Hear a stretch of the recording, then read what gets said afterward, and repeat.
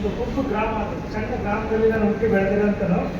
ನಾನು ಸಾಕಷ್ಟು ಆಯುರ್ವೇದ ಔಷಧಿಗಳನ್ನ ಆಗ್ಬೋದು, ಗಿಡಮೂಲಿಕೆಗಳನ್ನ ಆಗ್ಬೋದು, ಮತ್ತು ಸಾವಯವ ಪದಾರ್ಥಗಳನ್ನು ಬೆಳೆದಿದ್ದೀನಿ ಮತ್ತು ಬೆಳೆಸ್ತಾ ಇದ್ದೀನಿ ಮತ್ತು ಸಂಶೋಧನೆ ಮಾಡ್ತಾ ಇದ್ದೀನಿ. ನನ್ನ ಒಂದು ಪರಿಚಯ ಕೊಡ್ತಿದ್ದೀನಿ. ನನ್ನ ಹೆಸರು ಎಚ್ ಕೆ ಚಂದ್ರೇಶ್ವರ ಅಂತ, ನನ್ನ ಊರು ಹೇಮಂಗಲ, ವಿಜಯಪುರ ತಾಲೂಕು, ಚಿತ್ರದುರ್ಗ ಜಿಲ್ಲೆ.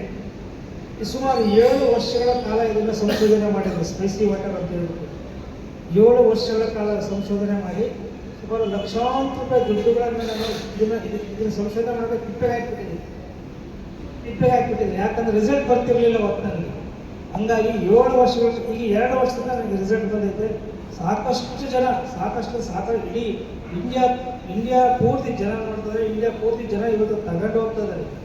ಇದರಲ್ಲಿ ನಾನು ಏನು ಜಮೀನಲ್ಲಿ ಬೆಳಿತೀನ, ನಾನು ಬೆಳ್ಳುಳ್ಳಿ ಬೆಳಿತಿದ್ದೀನಿ, ಶುಂಠಿ ಬೆಳಿತೀನಿ, ಮತ್ತು ಸುಮಾರು ಕೆಲವೊಂದು ಔಷಧಿ ಗಿಡಗಳು ಬೆಳಿತಿದ್ದೀನಿ. ಅವನ್ನೆಲ್ಲ ಸ್ವಲ್ಪ ಮೌಲ್ಯವರ್ಧನೆ ಮಾಡಿರ್ತೀನಿ ನಾನು. ಯಾಕಂದರೆ ಇವತ್ತು ಗೊತ್ತರ ರೈತರು ಏನಾಗ್ತೈತೆ ನಮಗೆಲ್ಲ ಗೊತ್ತಿರೋಂಥ ವಿಚಾರ ಅದಲ್ಲ. ಹಂಗಾಗಿಬಿಟ್ಟು ಇವತ್ತು ರೈತ ಯಾವ ಮಟ್ಟಕ್ಕೆ ಹೋಗಿದಾನೆ, ಆತ್ಮಹತ್ಯೆ ಮಾಡ್ಕೊಂಡು ಮಟ್ಟಕ್ಕೆ ಹೋಗಿದ್ದಾನೆ, ಮತ್ತು ಇರೋದು ಊರು ಬಿಟ್ಟು ಹೋಗಿ ಮಟ್ಟಕ್ಕೆ ಹೋಗಿದ್ದಾನೆ. ನಾನು ಆ ರೀತಿ ಆಗಿದ್ದೆ ಒಂದು ಕಾಲದಲ್ಲಿ.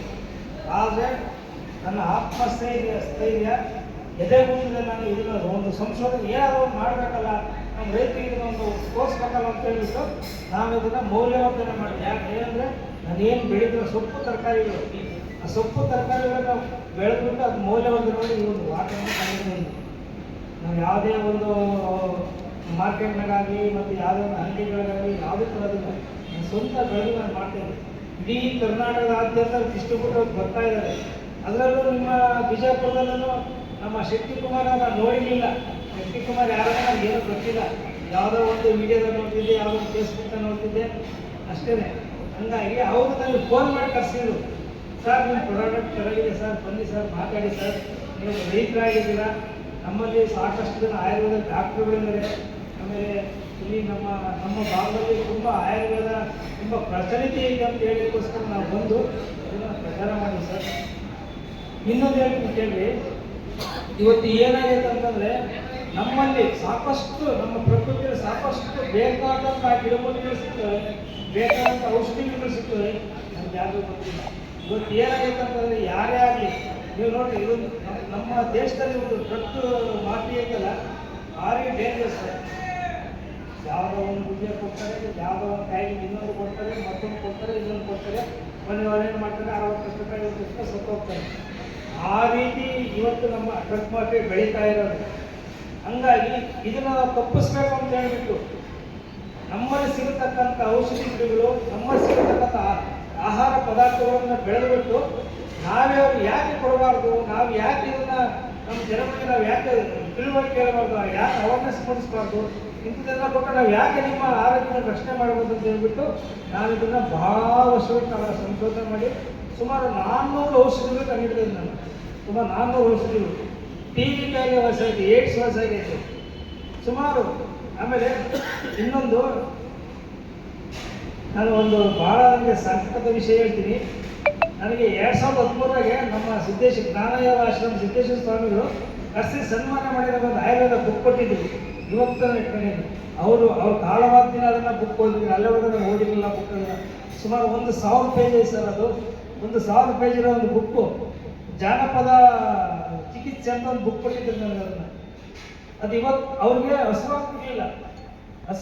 ಅವ್ರ ಆಶ್ರಮದಲ್ಲಿ ಬೆಳೆದಿರ್ತಕ್ಕಂಥ ಗಿಡ ತೋರಿಸಿದ್ದೀನಿ ಸರ್, ಬುದ್ಧಿ ಇದು ಊಟ ಮಾಡಿ ನೀವು ಇದನ್ನು ಸುದ್ದಿ ನಿಮಗೆ ಡೈಜೆಷನ್ ಆಗುತ್ತೆ, ನೀಟಾಗಿ ಮೋಷನ್ ಫ್ರೀ ಆಗುತ್ತೆ, ಆಮೇಲೆ ಚೆನ್ನಾಗಿ ಹಸುವಾಗುತ್ತೆ ಅಂತ ಹೇಳಿ ಅವಾಗ ಅವ್ರು ಗಿಡ ತೋರಿಸಿದ್ದೆ. 1 ವಾರ ಬಿಟ್ಟು ಚೆನ್ನಾಗಾದ್ಮೇಲೆ ನನ್ನ ಕಷ್ಟಕ್ಕೆ ಒಂದು ಬುಕ್ ಕೊಟ್ಟಿದೆ ಸರ್. ಅವರು ಇವತ್ತು ಇಟ್ಕೊಂಡಿಲ್ಲ ಬುಕ್ಕ, ಯಾವ ಕಾರಣಕ್ಕೂ ಕಳೆದಿಲ್ಲ.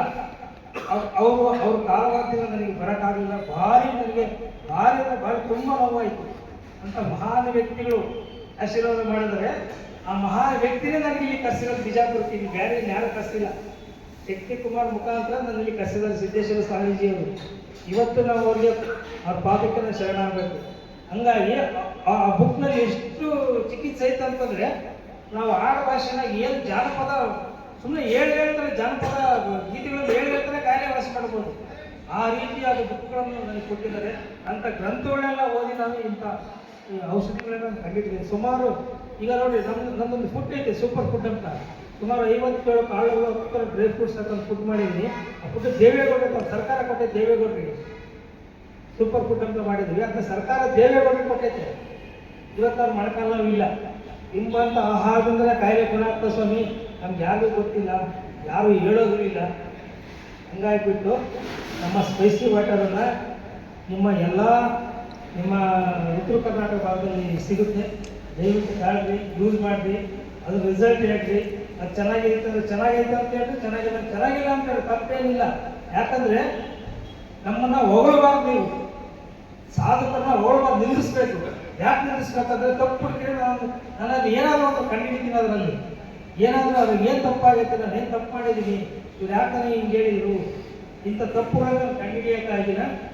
ನೀವು ಉಪಯೋಗಿಸ್ರಿ. ನಿಮ್ಮ ಅನಿಸಿಕೆಗಳನ್ನ ನಮ್ಮ ಶಕ್ತಿಕುಮಾರ್ ಹತ್ರ ಹೇಳ್ರಿ. ಆಮೇಲೆ ಇದರಿಂದ ನಿಮ್ಗೆ ಏನು ಪ್ರಾಬ್ಲಮ್ ಆದರೂ ನಮ್ಗೆ ಹೇಳ್ರಿ, ಚೆನ್ನಾಗಾದರೂ ಹೇಳ್ರಿ. ನಾವು ಸಂತೋಷ ಪಡ್ತೀವಿ. ತಪ್ಪನ್ನು ತಿದ್ದುಕೊಳ್ತೀವಿ. ಹೀಗೆ ಯಾಕಂದ್ರೆ ಒಂದು ಸ್ಪೈಸಿ ವಾಟರ್, ಯಾಕಂದರೆ ನಾನು ಯಾವುದೋ ಒಂದು ವೇದಿಕೆ ಭಾಷಣ ಮಾಡುವಂಥ ವೇದಿಕೆ ಅಲ್ಲ. ನಾವೆಲ್ಲ ಜಮೀನಲ್ಲಿ ಕುಡಿಯೋಂಥವ್ರು. ಹಂಗಾಗಿ ಏನಾದರೂ ನಾನು ತಪ್ಪು ಮಾಡಿದ್ರೆ ದಯವಿಟ್ಟು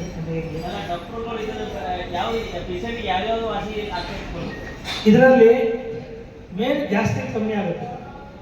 ಬೆಳಿಗ್ಗೆ ಖಾಲಿ ಹೊಟ್ಟಿಗೆ 150ರಿಂದ 200 ml ಕೊಟ್ಟರೆ ಏಕದಮ್ 20 ಸೆಕೆಂಡಿಗೆ ಗ್ಯಾಸ್ಟ್ರಿಕ್ ಕಮ್ಮಿ ಆಗುತ್ತೆ. ಯಾಕಂದ್ರೆ ತಾವೆಲ್ಲ ಭಾಳ ಉಪಯೋಗಿಸಿದ್ರೆ ಅನ್ಸುತ್ತೆ ನನಗೆ. ಆಮೇಲೆ ರಾತ್ರಿ ಊಟ ಆಗಿ ಮಲಗ್ತಿರಲ್ಲ, ಊಟ ಆಗಿ ಮಲಗಿದಾಗ ಒಂದು 150ರಿಂದ 200 ml ಕುಡಿದ್ರೆ ಮೇಲೆ ನೀರು ಕುಡಿಬಾರ್ದು. ಸರ್ ನೀರು ಕುಡಿದ್ರೆ ಏನಾಗುತ್ತೆ ಅಂತಂದರೆ ನಿಮಗೆ ಅದೇನಕ್ಕೆ ವರ್ಕ್ ಮಾಡೋದಿಲ್ಲ. ಅವಾಗ ಗ್ಯಾಸ್ಟ್ರಿಕ್, ಡೈಜೆಷನ್ನು, ಕಫ, ಶೀತ, ಕೆಮ್ಮು, ನೆಗಡೆ ಪೂರ್ತಿ ಕ್ಲಿಯರ್ ಆಗುತ್ತೆ. ಆಮೇಲೆ ಜೊತೆಗೆ ಗೊರಕೆ ಸ್ಟಾಪ್ ಆಗುತ್ತೆ.